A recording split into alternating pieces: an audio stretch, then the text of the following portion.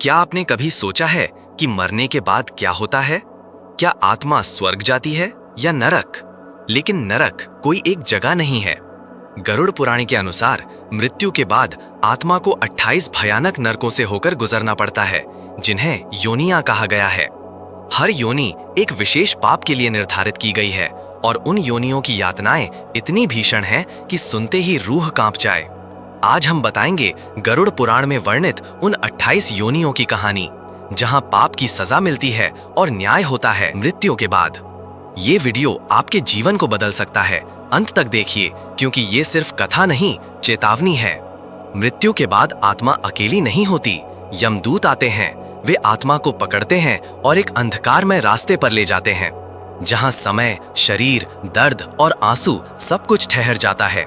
यहीं आत्मा पहुंचती है यमपुरी, जहां तय होता है कि वो कौन सी योनि की अधिकारी है। 1. तामिस्र, पाप, पति या पत्नी को धोखा देना, यातना, आत्मा को अंधेरे में छड़ी से पीटा जाता है। 2. अंधतामिस्र, पाप, दूसरों की संपत्ति हड़पना, यातना, आत्मा को अंधकार में बंद कर भूखा प्यासा रखा जाता है। 3. रौरव, पाप, निर्दोषों को मारना, यातना, आत्मा को आग के रौरव नामक जीवों द्वारा नोचा जाता है। 4. महारौरव, पाप, मासूम जीवों पर अत्याचार, यातना, लावा में जलते हुए सांपों के बीच फेंका जाता है। 5. कुंभीपाक, पाप, ब्राह्मणों की हत्या, यातना, आत्मा को खौलते तेल में पकाया जाता है। 6.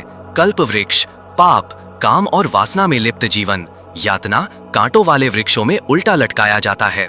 7. असीपत्र वृक्ष, पाप, झूठे धर्म गुरु बनना, यातना, पत्तों की जगह तलवारें, आत्मा को बार बार चीरा जाता है। 8. शालमली, पाप, बलात्कार या यौन उत्पीड़न, यातना, कांटेदार पेड़ की जड़ से ऊपर तक खींचा जाता है। 9. वज्रकंटक शालमली, पाप, गर्भवती स्त्री पर अत्याचार, यातना, वज्र जैसे कांटों से लगातार चुभाया जाता है। 10. वैतरणी, पाप, लोभ और छल से कमाई, यातना, खून, कीचड़, मलमूत्र से भरी नदी पार कराई जाती है। 11. सौनशीर, पाप, अपनों को धोखा देना, यातना, आत्मा के अंगों को काटा जाता है। 12. लोह शंकु, पाप, पवित्र स्थानों को अपवित्र करना, यातना, गर्म लोहे की सुई से पूरे शरीर को छेदा जाता है। 13. धूम्र, पाप, माता पिता का अनादर, यातना, धुएं में दम घोटा जाता है। 14. अंधकूप, पाप, दूसरों की मदद ना करना, यातना, आत्मा को अंधे कुएं में डाला जाता है, जहां नीचे सांप बिच्छू होते हैं। 15. कषाय, पाप, परस्त्री गमन, यातना, खौलते हुए रसायनों से जलाया जाता है। 16. शूकर मुख, पाप, हिंसा और हत्या, यातना, सुअर के मुख वाले राक्षस आत्मा को चीरते हैं। 17. अंधतमस, पाप, धर्म के खिलाफ बोलना, यातना, स्थायी अंधकार और अकेलेपन में डुबो दिया जाता है। 18. ताप्त लोहन नरक, पाप, झूठी शपथ लेना, यातना, गर्म लोहे को निगलने पर मजबूर किया जाता है।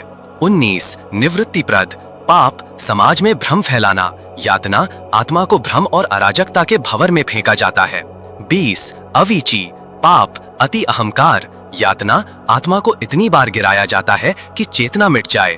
21. अंधनादन, पाप, मानसिक शोषण, यातना, आत्मा को डरावनी ध्वनियों से पागल बना दिया जाता है। 22. काज सूत्र, पाप, बच्चों पर अत्याचार, यातना, ज्वालामुखी जैसे तवे पर लिटाया जाता है।